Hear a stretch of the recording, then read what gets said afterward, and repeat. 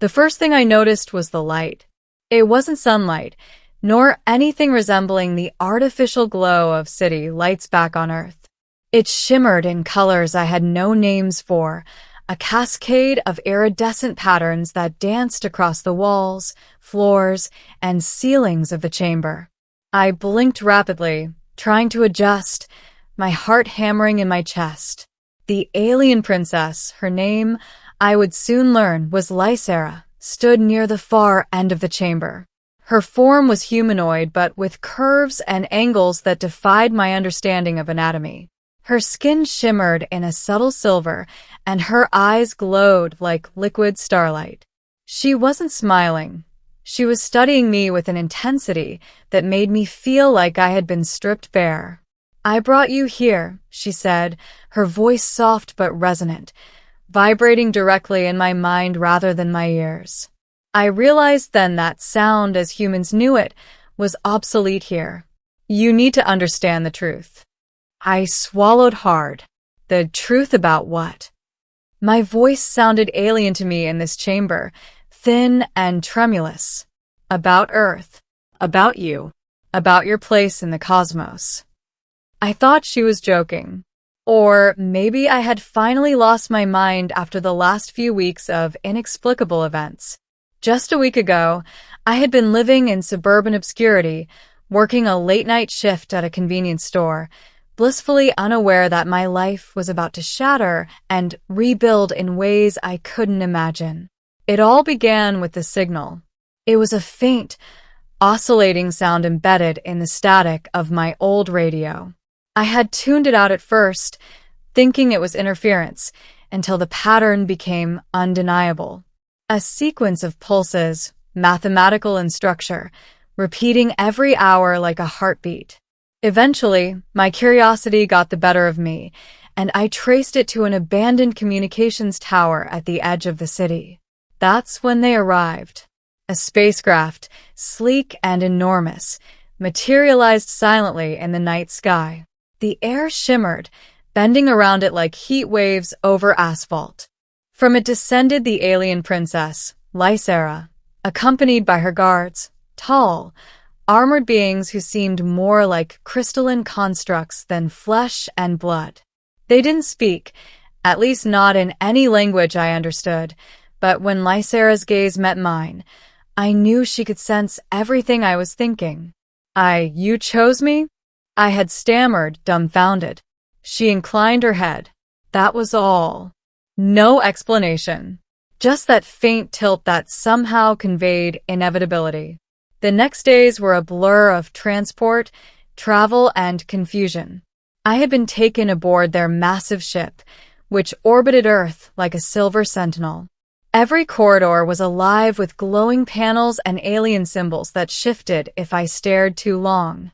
The other beings aboard gave me polite nods or simply ignored me entirely, treating me neither as prisoner nor guest, but as someone caught between worlds.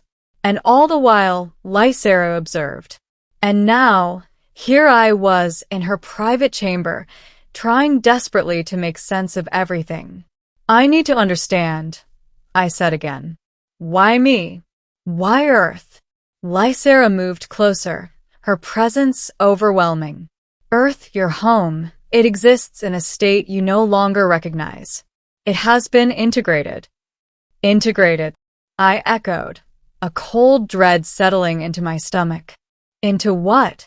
"Into the galactic confluence," she replied. Her eyes softened slightly, though the glow never faded. "Millions of planets have been merged into a network of consciousness, a unified web where physical borders no longer matter.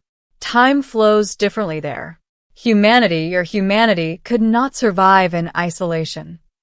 I felt the room tilt slightly, as if reality itself was bending. "You're saying Earth doesn't exist?" "Not as you knew it.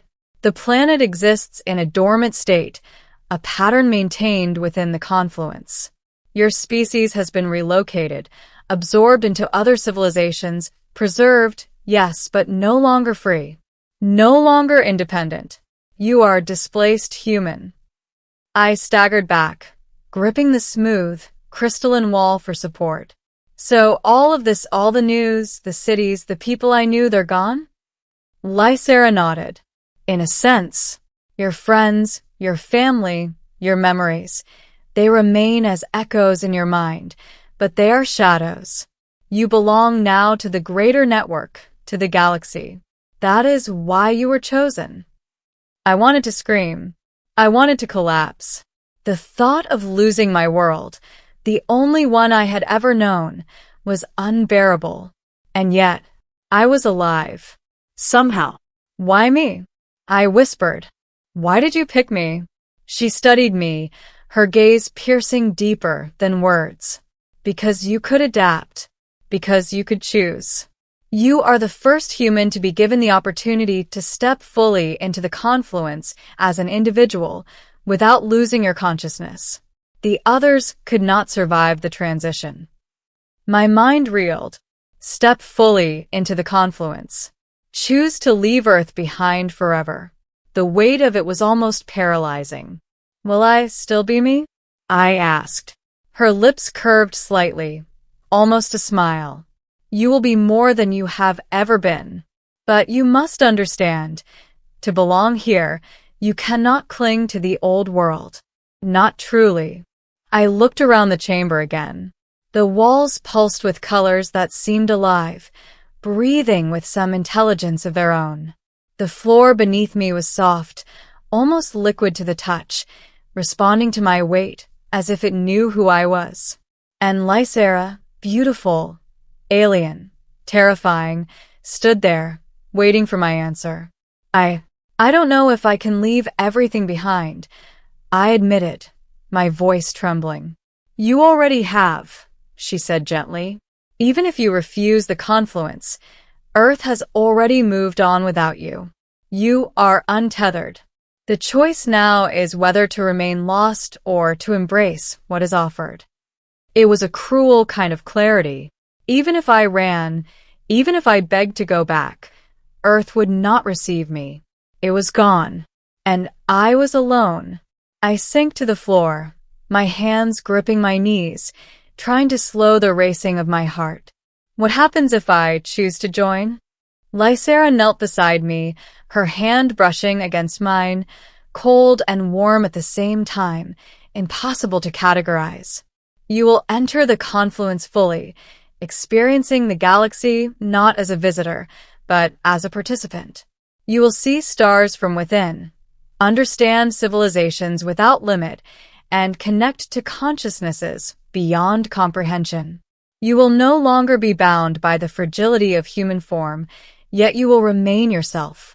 Your mind will expand, your senses awaken, your perspective limitless. I wanted to recoil, to refuse. And yet, a part of me, a small, daring, desperate part, longed for it. To escape the emptiness of what was left behind, to belong somewhere again, even if it was nowhere I had known. How do I start? I asked finally, my voice barely audible. Lysera extended her hand. The light from her skin seemed to ripple, extending outward until it enveloped us both. I felt my body loosen, like I was dissolving into the air around me, my atoms untethering. Fear screamed inside me, but it was swiftly replaced by awe as the chamber around us disappeared. Suddenly, I was everywhere and nowhere. Stars stretched infinitely in all directions, each one connected by threads of shimmering light, each thread carrying consciousness, emotion, history. I could feel the lives of billions of beings flowing through me, yet I remained distinct, still aware of myself, as the first human to join this network fully. Lysera's presence was still there, but no longer as a figure. She was a guiding current, a voice and a touch across the vastness of this new reality. "Welcome," she said simply. "You are home now." I closed my eyes, or perhaps I didn't need to, for there was no eye, no body, no chamber, but the sensation of sight remained. Colors and shapes, emotions and thoughts, histories and possibilities flowed through me like a river that had no source and no end. Somewhere in the distance, I felt Earth, a faint pulse, a whisper of what it had been. It called to me, and I understood it as I never had before. It was beautiful, fragile, and gone. And yet, I did not mourn it. Not entirely. For the first time, I belonged to something greater, something infinite. Lysera's voice echoed again, softer than ever. You are no longer just human. You are a bridge. You are the first. And through you, others will come. I opened what I could only describe as my consciousness to her, to the galaxy, to the confluence. And I realized that in losing Earth, I had gained everything. I could travel worlds, see civilizations rise and fall, and know beings who had never even conceived of a human mind. I could explore the vastness of existence without the limitations of mortality. And somewhere deep inside, a tiny, almost forgotten part of me, the part that had grown up on a small, familiar planet, smiled. Because even as Earth was gone, I had been given a new home. One that spanned stars. One that stretched beyond imagination. One where I was never alone again. Lysera's presence lingered, and I felt her hand in the smallest way possible, through the threads of light and thought. Are you ready? She asked. I let out a breath I hadn't realized I was holding. Yes, I said. I'm ready. And with that, the galaxy itself opened before me. As the threads of light flowed around me, I felt my mind expand in ways I could barely comprehend. Civilizations I had only glimpsed in history books, or perhaps in dreams, revealed themselves to me in patterns of thought and color.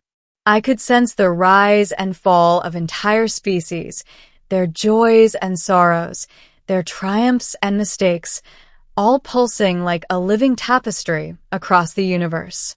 Lysera's presence, once a towering, enigmatic figure, was now a warm current through the confluence, guiding me without needing words. Do you see? She asked, a question that resonated directly in my consciousness. This is reality beyond limits. This is what existence can be when fear and fragility are left behind. I opened what I thought of as my mind's eye and saw Earth, not as I had known it, but as a glowing echo within the vast web of the confluence. It shimmered like a memory preserved in amber. I felt its pulse, faint but insistent, and I realized I was not abandoning it. I was becoming part of something that could preserve its essence for eternity. A strange peace settled over me. For the first time in my life, I wasn't grasping at survival, at familiarity, at a world that had vanished. I could feel the pull of curiosity, the joy of discovery, and the warmth of connection with beings across galaxies. I was no longer human in the narrow sense, yet I was more myself than ever before. Lysera's voice, tender and steady, reached me again. You are no longer just a witness. You are a participant. You are a bridge between worlds, between species, between the old and the new. I felt a surge of exhilaration and fear. Everything I had known was gone. Everything I had loved was transformed into a thread of light that I could carry forward. Yet somehow, the loss no longer hurt. I had stepped into a new form of belonging, infinite in scope, unbound by time or matter. A radiant pathway of light opened before me, stretching across galaxies I had never imagined. Where does it lead?